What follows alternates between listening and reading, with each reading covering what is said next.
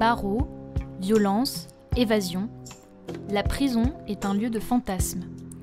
En France comme ailleurs, difficile de se forger un avis éclairé sur le sujet, qui peut être vu comme tabou, à l'origine de peur, mais qui surtout cristallise les débats.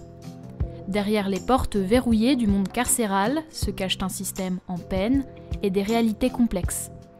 À travers cette série de podcasts, nous vous proposons de les découvrir.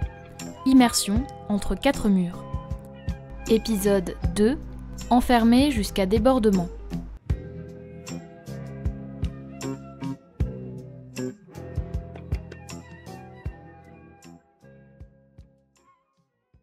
« 81 599 détenus recensés. » De la surpopulation carcérale en France. La question de la surpopulation carcérale. La surpopulation carcérale reste plus que préoccupante. La surpopulation carcérale, c'est un terme sur toutes les lèvres.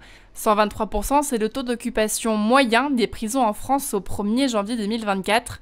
Un nombre en constante augmentation et qui atteint même les 200% dans 18 établissements pénitentiaires français. Mais tous ne sont pas logés à la même enseigne. Les maisons d'arrêt sont les plus touchées car ce sont celles qui accueillent les individus en attente de jugement. Exemple le plus alarmant, la maison d'arrêt de Carcassonne compte près de 214% d'occupation. La France règne en mauvais élève. D'après une étude publiée en juin 2024 par le Conseil de l'Europe, elle figure 3e derrière Chypre et la Roumanie en termes de surpopulation. Des conditions de vie pour les détenus jugées inhumaines par la CEDH en 2023, mais plus que des chiffres, la surpopulation touche et détériore le quotidien des détenus. Clémence Bouchard est responsable du pôle compareur chez Prison Insider. Grâce à leur indicateur Prison Life Index, ils ont pu mettre en avant les pratiques controversées du système carcéral français et le non-respect des droits humains au sein des prisons.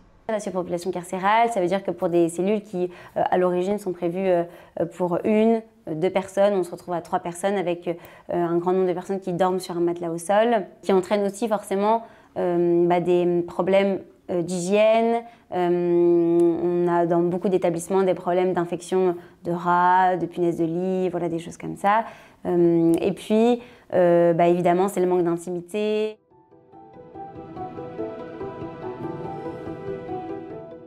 En plus de conditions matérielles déplorables, c'est la vie personnelle et psychique des détenus qui prend un coup. Et cela s'explique par des moyens limités dans le système carcéral.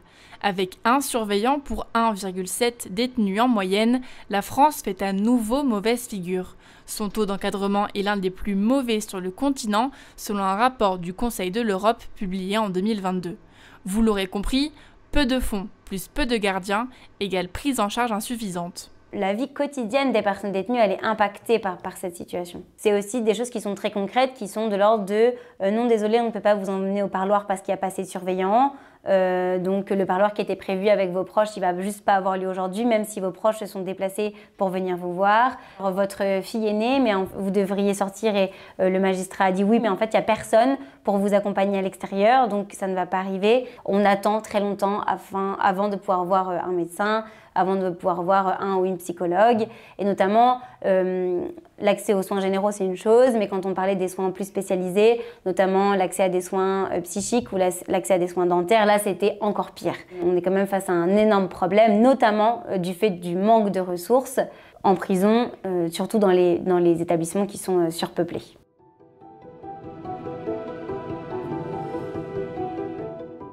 En France, les ministres se succèdent, mais ils reconnaissent tous le problème. La dignité de la République, c'est aussi 4000 matelas par terre.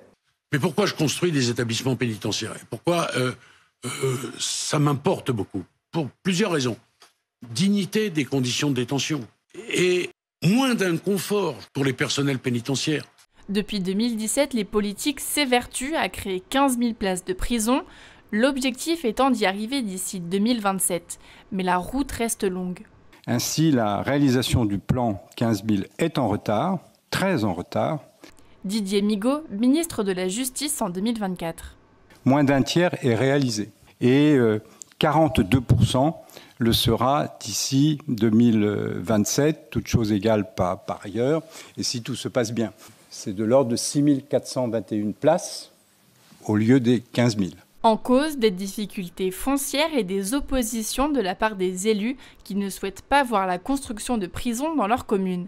Même si ce manque d'infrastructures est présenté comme un échec par le gouvernement, créer plus de places en prison pourrait avoir un effet profondément contraire.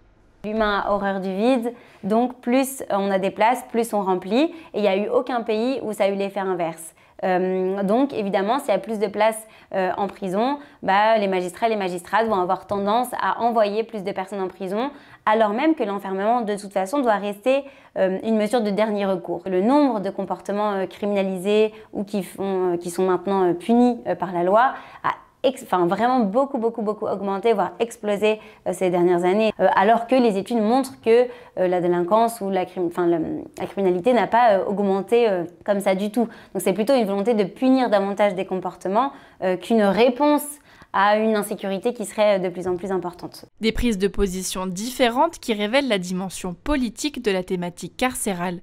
Nous vous proposons de l'explorer dans le prochain épisode de Entre quatre murs, punition et réhabilitation, le grand déséquilibre. Entre quatre murs, un podcast proposé par Eulalie Mérel, Faustine Bassac et Audrey Dequina.